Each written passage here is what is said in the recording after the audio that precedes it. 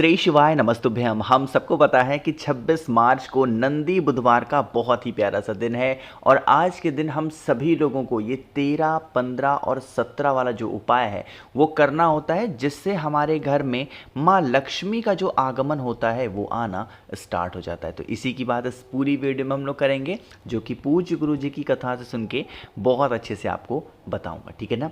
देखो, थोड़ा समझने की कोशिश करिएगा इस उपाय को, क्योंकि एक हमें नाम लेना है महादेव का एंड देन हम सभी को इस उपाय को करना होगा। ठीक है ना। देखो, ज़रूरी नहीं है कि ये उपाय सिर्फ हम किसके लिए करेंगे, पैसे के लिए करेंगे। अगर आपके घर में कर्ज की भी समस्या आ गई है ना, तो भी आप इस उपाय को बिल्कुल कर सकते हो। ठीक है ना। बहुत ही प्यारा सा है। सबसे पहले आप सभी को लेना होगा शमी के पत्ते। कितने शमी के पत्ते लेंगे? 9 शमी के पत्ते का नियम है। कितने? 9।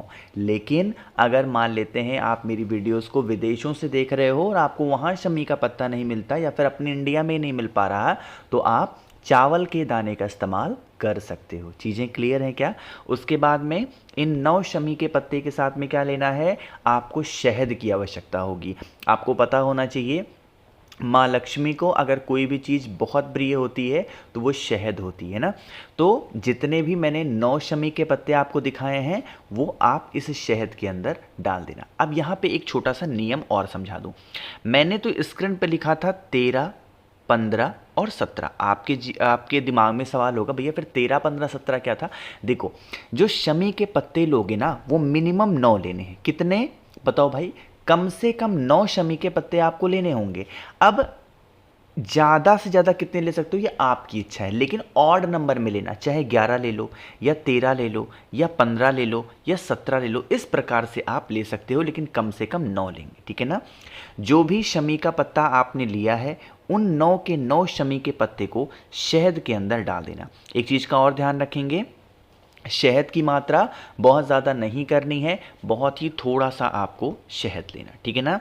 अब पहुंच जाना है महादेव के शिवलिंग के पास में।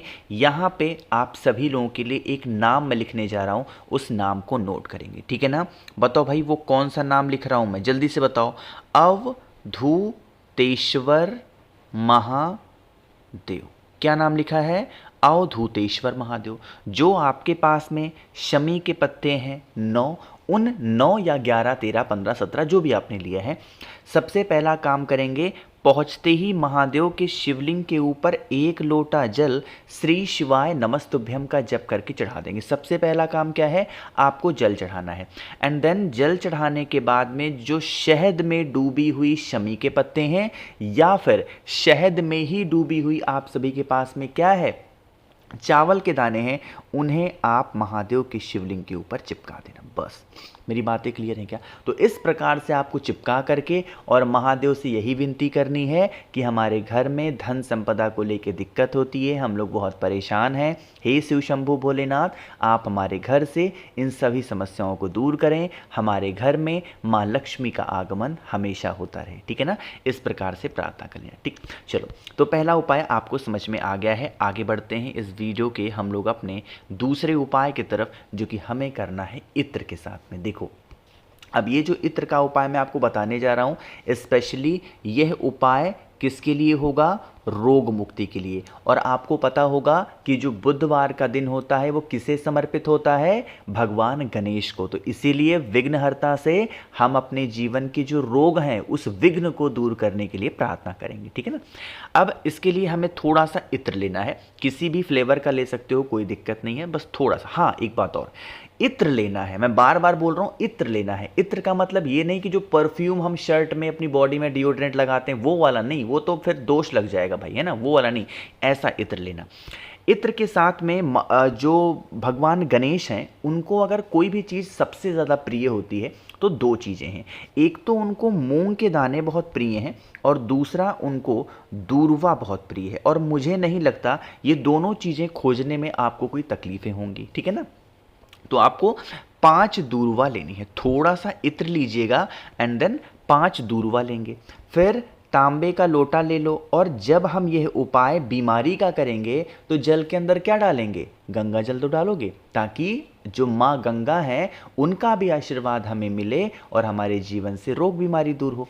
तो डाल देना और फिर पहुँचेंगे सीधा महादेव के शिवलिंग के पास में। अब आप कहोगे भैया अभी अभी आपने कहा कि जो बुधवार का दिन होता है भगवान गणेश का होता है और आप दिखा रहे हो शिवलिंग, इसका क्या मतलब है? देखो, मैंने आपको बता रखा है कि महादेव का पूरा परिवार शिवलिंग के ऊपर ही विराजमान होता है ना।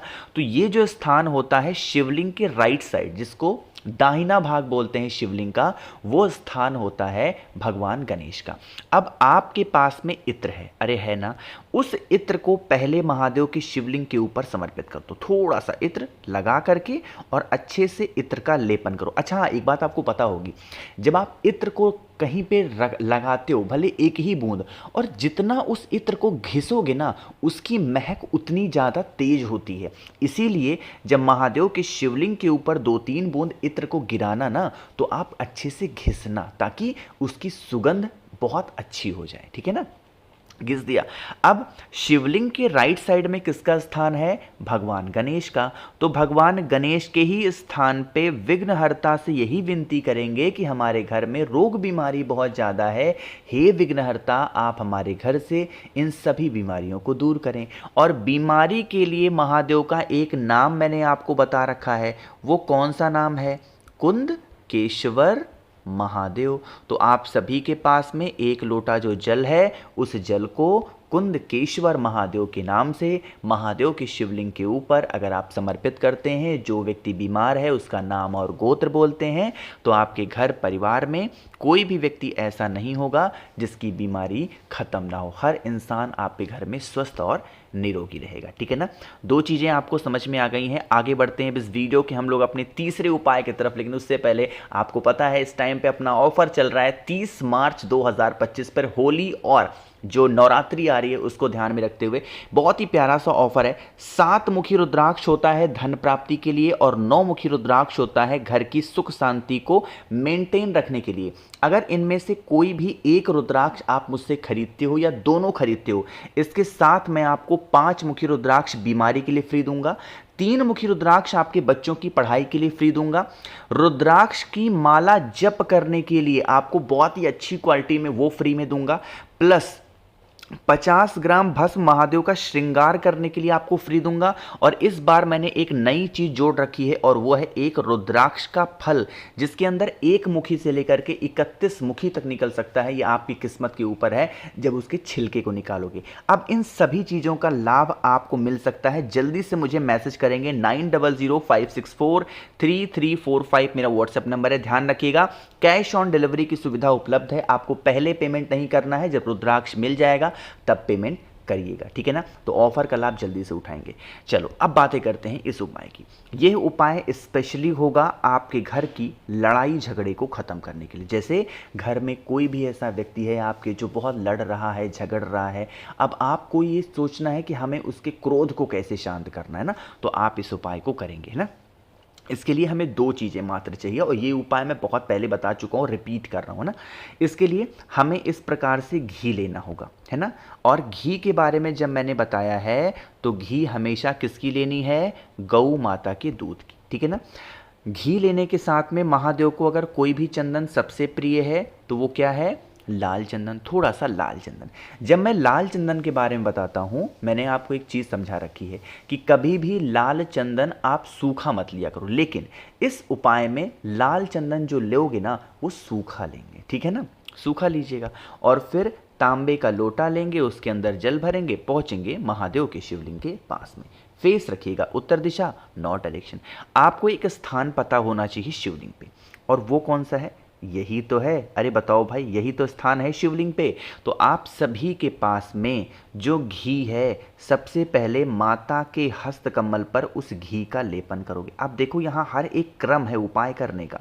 जब आप घी का लेपन माता के हस्त कमल पे कर रहे होगे तो उस टाइम पे उस व्यक्ति का नाम और गोत्र बोलेंगे जो व्यक्ति घर में आपके लड़ाई करता, झगड़े करता, गुस्सा करता, ठीक है ना। बोल दिया। अब आपके पास में सूखा लाल चंदन है ना। जब आप सूखे लाल चंदन को इसी घी के ऊपर आपको लेपन करोगे तो यहाँ महादेव का एक नाम बोलना है। वो नाम कौन सा है? आशुतोष महादेव, है ना। इन्हीं का स्मरण करके लाल चंदन का लेपन करना और फिर 1 लोटा शुद्ध जल तांबे के लोटे से श्री शिवाय नमस्तुभ्यम का जप करके अगर आप चढ़ाते हैं, आपके घर का जो भी व्यक्ति बहुत लड़ाई, बहुत झगड़े, बहुत क्लेश करता है, उसकी ये समस्या धीरे धीरे खत्म ज़रूर हो जाएगी। ठीक है ना। एक बार नंबर आप और नोट कर लो, 9005643345। ध्यान रखिएगा, फ़ोन नहीं मिल सकता इस नंबर पे, सिर्फ व्हाट्सएप मैसेज या व्हाट्सएप कॉल ही आप मुझे कर सकते हैं। ठीक है ना। तो वीडियो पसंद आई हो आप सभी को तो वीडियो को जल्दी से करिएगा लाइक। मेरे जितने भी भाई बहन आवाज़ आज मेरी पहली बार सुन रहे हैं, चैनल को ज़रूर सब्सक्राइब करेंगे। और हाँ, कुछ पूछना रहा करे तो नीचे कमेंट सेक्शन में ज़रूर पूछा करिए। श्री शिवाय नमस्तुभ्यम।